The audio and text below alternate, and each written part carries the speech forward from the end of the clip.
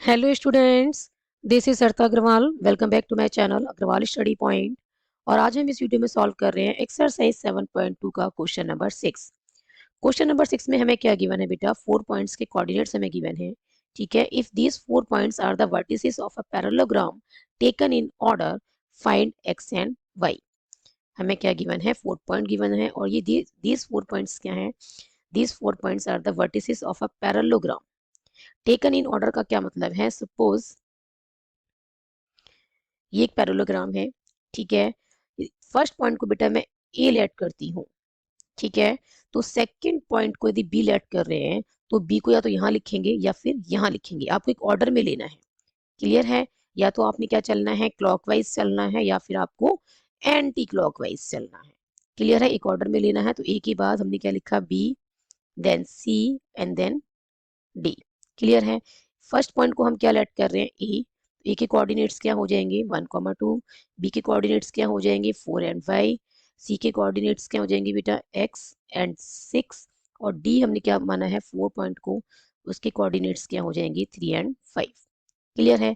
A B C D क्या है? These are the vertices of parallelogram taken in order. का मतलब आई hope आपको ये समझ में आ गया होगा कि हम ए पॉइंट यहाँ से लेट कर रहे हैं तो बी पॉइंट को या तो यहाँ पे लिखेंगे या फिर यहाँ पे। ऐसा नहीं है कि आपने यहाँ लिख दिया। ठीक है, ए बी सी डी या तो ऐसे लिखना है या फिर ए बी सी डी इस तरीके से लिखना है। क्लियर है? तो हमने क्या लिखा है? इन सभी वर्टिसेस को एक ऑर्डर में लिखा है। Now find x and y. हमने क्या फाइंड करना है? एक्स और वाई की वैल्यू फाइंड करनी है। क्लियर है? जो सी पॉइंट है, सी वर्टेक्स जो है, इसके जो कोऑर्डिनेट्स हैं एक्स एंड 6। ठीक है, तो इसका जो एक्स कोऑर्डिनेट है एक्स, इसकी वैल्यू फाइंड करनी है। और जो बी वर्टेक्स है, बी वर्टेक्स का जो वाई कोऑर्डिनेट है, ठीक है, इस वाई कोऑर्डिनेट की वैल्यू फाइंड करनी है। क्लियर है कि वाई की वैल्यू क्या होगी?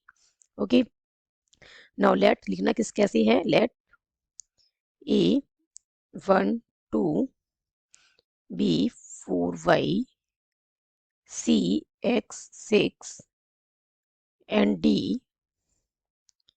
3,5 be the vertices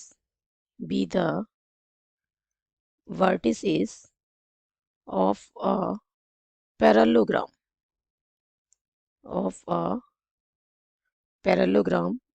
ABCD। now बेटा as we know that कि डायगोनल्स जो है, ठीक है, डायगोनल्स ऑफ पैरेललोग्राम क्या करते हैं? बाइसेक्ट करते हैं। क्लियर है? AC diagonal and BD diagonal ये क्या करेंगे? ये बाइसेक्ट करेंगे, क्योंकि ABCD क्या है? पैरेललोग्राम है। Suppose this point is M, जहाँ पे ये बाइसेक्ट कर रहे हैं, ये पॉइंट क्या है बेटा? M पॉइंट है। क्लियर है? ये पॉइंट हम क्या लेट कर रहे हैं कि ये पॉइंट जो है वो क्या है? M। Okay, as we know that कि जो डायगोनल्स हैं वो क्या करते हैं? पैरेललोग्राम के बाइसेक्ट करते हैं ईच अदर। ठीक है, तो हम कैसे लिखेंगे? As we know that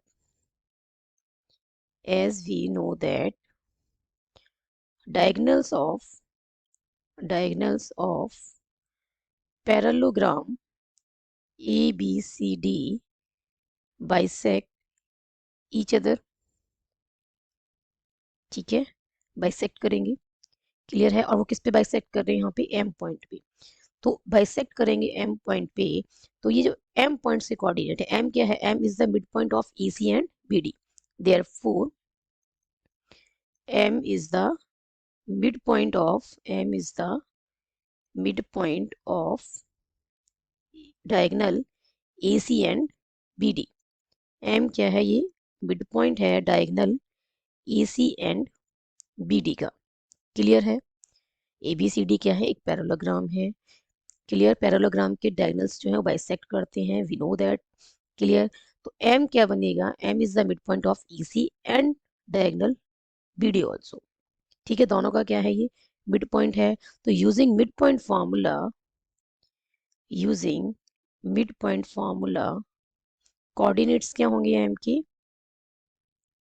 mid point formula का हम यूज करते हैं, तो AC के लिए जो कोऑर्डिनेट्स आएंगे M के, वो क्या आएंगे? 1 प्लस एक्स डिवाइडेड बाय 2, ये x कोऑर्डिनेट बनेगा।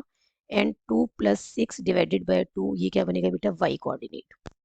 मिड पॉइंट फार्मूला में बेटा यही होता है ना कि x1 plus x2 divided by 2 and y1 plus y2 divided by 2। Clear है? तो AC के लिए क्या है, m मिड पॉइंट का काम कर रहा है, m क्या है, m is the mid point of AC। ठीक है, तो ये क्या काम करेंगे, x1 और y1 का, और ये x2 y2 का। तो यहाँ पे x1 का काम क्या कर रहा है 1, और x2 का काम क्या कर रहा है बेटा x। ठीक है, तो x1 plus x2 divided by 2 आ गया। नेक्स्ट क्या है, y1 plus y2 divided by 2। तो y1 का काम क्या कर रहा है बेटा 2, और y2 का काम क्या कर रहा है 6। ठीक है, तो y1 plus y2 divided by 2। अब m जो है, this is the mid point of diagonal BD। ये डायगोनल BD का भी तो मिड पॉइंट है। ठीक है, AC का भी मिड पॉइंट है और डायगोनल BD का भी मिड पॉइंट है।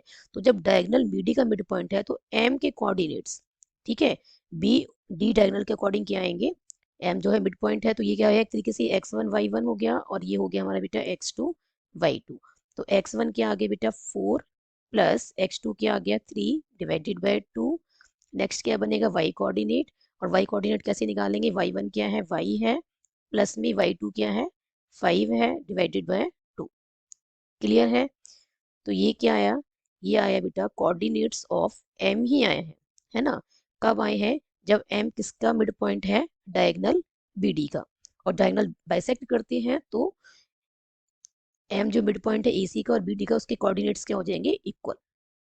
क्लियर है?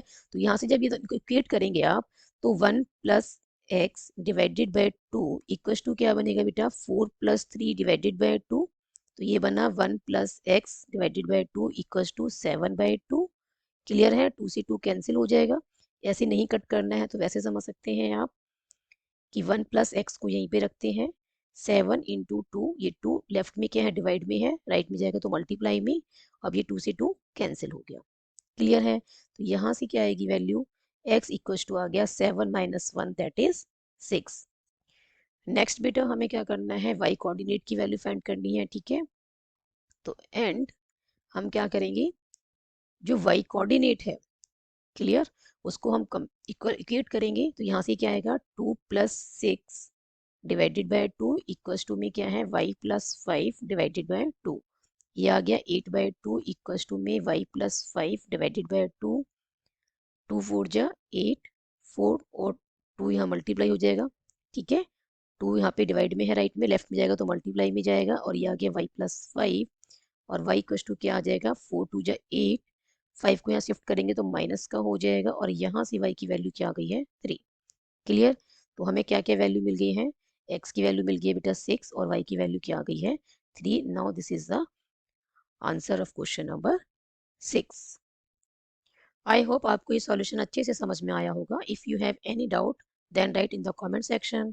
यदि वीडियो पसंद आई हो तो like this video, share this video and subscribe my YouTube channel Agarwal study point, and don't forget to press bell icon to get latest updates of my upcoming videos. Thank you so much for watching this video. Keep studying and keep watching.